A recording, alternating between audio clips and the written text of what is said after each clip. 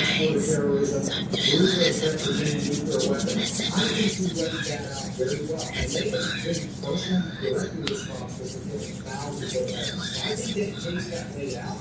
If we can just start to get past the point of dividing, now let's understand and work our way through this. I thought overall, it was very good. Tomorrow, so I'm not quite sure what to do with thunderstorms.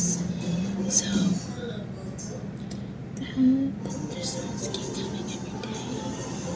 2 days of break again. I wish we had a week-long break of thunderstorms. I wish they were thunderstorms. I don't know why we keep having these thunderstorms. I guess it's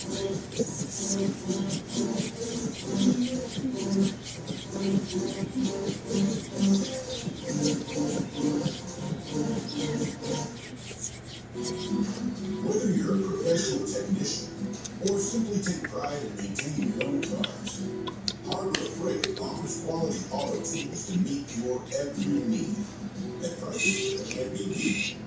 From floor jacks and tool sets to diagnostic scanners, polishers, shop supplies, and more.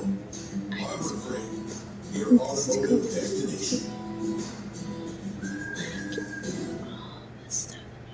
President Trump, during that speech, he essentially called this a decisive time as the operation moves forward here. And he's talking about the operation as a whole and taking out the current Iranian regime. Do you agree with that assessment, saying that this is a decisive moment, not just for the U.S., but also for the Middle East?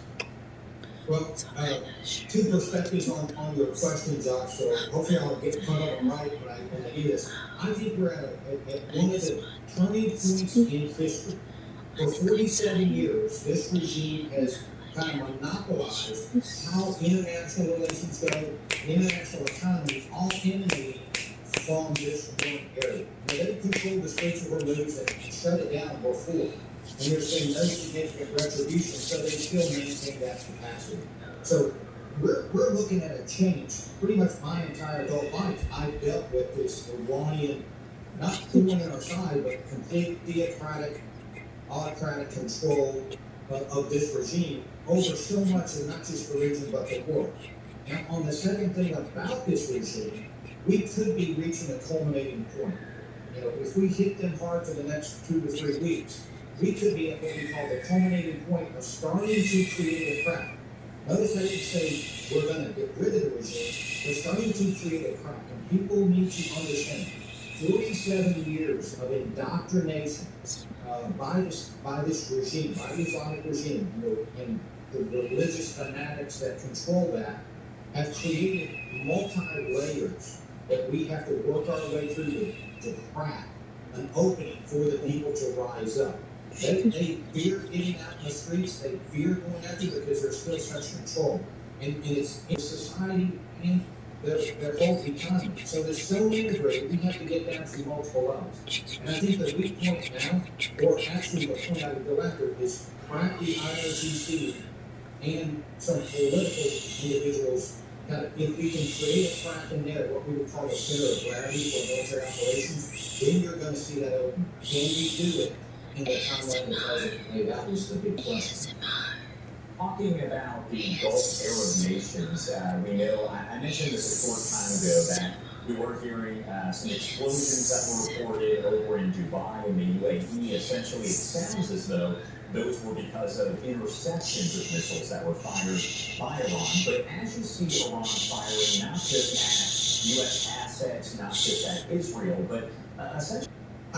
I'm a little surprised they haven't at this time started more offensive operations, Josh. I know that they are encouraging us behind the scenes and even some in public to continue this and press on until this Islamic regime is removed. So we do have their support in that regard.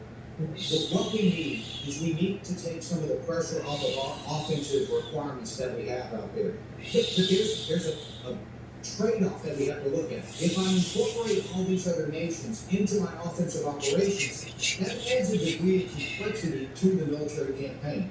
Whereas the U.S. and Israel flying together for what we call deconfliction purposes and trying to avoid the fratricide, extremely incidents like we had with Kuwait and the F-15s early on in the campaign.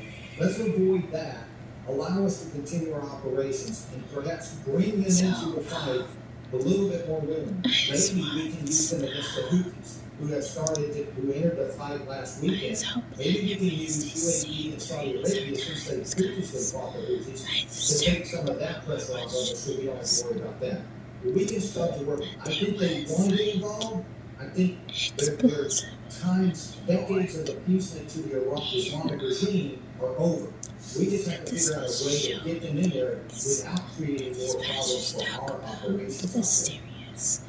As far as watching this whole situation play out, again, we've been watching very closely. You and I have discussed this a lot, talking about. Okay, so that's it. That's done. Alright, bye guys.